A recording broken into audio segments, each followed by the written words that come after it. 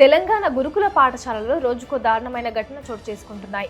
పిల్లలు చదువుకునేందుకు వెళ్లి తనువు చాలించాల్సిన పరిస్థితులు తలెత్తుతున్నాయి. ప్రభుత్వం దీనిపై చర్యలు చేపడుతున్నామని చెబుతున్నా పరిస్థితుల్లో ఎలాంటి మార్పులు లేవు.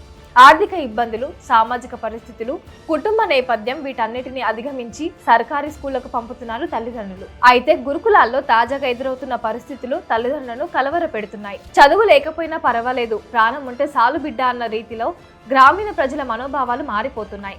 కేవలం నెలల వ్యవధిలో పదుల సంఖ్యలో విద్యార్థులు మృత్యువాత పడుతుంటే వందల సంఖ్యలో పిల్లలు అస్వస్థతకు గురవుతున్నారు. దీంతో చదువు కోసం పిల్లలను గురుకులాలకు పంపించాలంటే తిరిగి ఇంటికి ఆరోగ్యంగా ప్రాణంతో తిరిగి వస్తారా లేదా అన్న భయాందోళన మధ్య బిక్కుబిక్కుమంటూ బతుకుతున్నారు.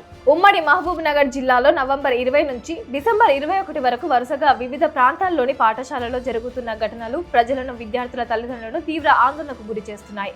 కేవలం ఒక నెల వ్యవధిలోనే వరుసగా ఫుడ్ పాయిజన్ తో ఎంతో మంది విద్యార్థులు అస్వస్థతకు గురి కావడం, అదేవిధంగా ప్రభుత్వ, ప్రైవేటు పాఠశాలల్లో వివిధ కారణాలతో 3 విద్యార్థులు మృతి చెందడం కలవర పెడుతోంది.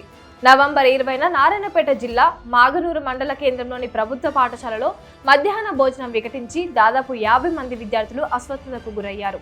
జిల్లా కలెక్టర్, విద్యాశాఖ ఉన్నతాధికారులు ఈ ఘటనపై విచారణ జరుపుతున్నారు.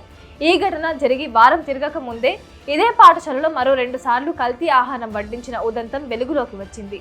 కల్తీ ఆహారం కారణంగా మరోసారి 29 మంది విద్యార్థులు అస్వస్థతకు గురయ్యారు. వారిని హుటాహుటిన ప్రభుత్వ ఆసుపత్రికి తరలించి చికిత్స అందిస్తున్నారు. ఈ ఘటనపై అక్కడున్న విద్యార్థుల తల్లిదండ్రులు కలవరపడుతున్నారు. కేవలం ఒక్క మహబూబ్ నగర్ జిల్లాలోనే కాకుండా రాష్ట్ర వ్యాప్తంగా ఇలాంటి ఘటనలు నిత్యం చోటు చేసుకుంటూనే ఉన్నాయి. కొన్ని చోట్ల పాఠశాల యాజమాన్యం సరైన ఆహారం అందించకపోవడంతో విద్యార్థులు తినడం పూర్తిగానే మానేశారు. ముద్దగా వండిన అన్నం ఒక చోట ఉంటే ఉండలు కట్టిన ఉడికి ఉడకని అన్నం మరొక చోట వెలుగులోకి వస్తుంది. దీంతో ప్లేటు నుంచి నేరుగా డస్ట్బిన్ లోకి వెళ్తుందే తప్ప పిల్లల గొంతులోకి ఒక్క ముద్ద కూడా దిగడం లేదు. దీనిపై ప్రజా సంఘాలు, విద్యార్థి సంఘాల నాయకులు ఆందోళన చేపట్టారు. పౌష్టికాహారం అందించాలని, నాణ్యమైన పదార్థాలు పిల్లలకు ఇవ్వాలని డిమాండ్ చేశారు. దీంతో ఈ అంశం పెను సంచలనం సృష్టించడంతో రాష్ట్ర ముఖ్యమంత్రి రేవంత్ రెడ్డి స్పందించారు. ఆయా శాఖల అధికారులతో సంప్రదింపులు జరిగి దీనిపై బాధ్యులు ఎంతటి వారైనా కఠిన చర్యలు తీసుకోవాలని ఆదేశించారు. ఈ అంశంపై కొంత సీరియస్ అయిన సీఎం ఉన్నతాధికారులకు కీలక ఆదేశాలు జారీ చేశారు.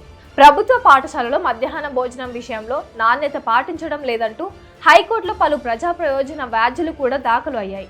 పిటిషన్లు స్వీకరించిన హైకోర్టు తీవ్రంగా స్పందించింది. ఈ ఘటన అధికారుల నిర్లక్ష్యానికి కారణమని, అధికారులకు కూడా పిల్లలున్నారు కదా, మానవతా దృక్పథంతో ఆలోచించాలి అంటూ తీవ్ర వ్యాఖ్యలు చేసింది.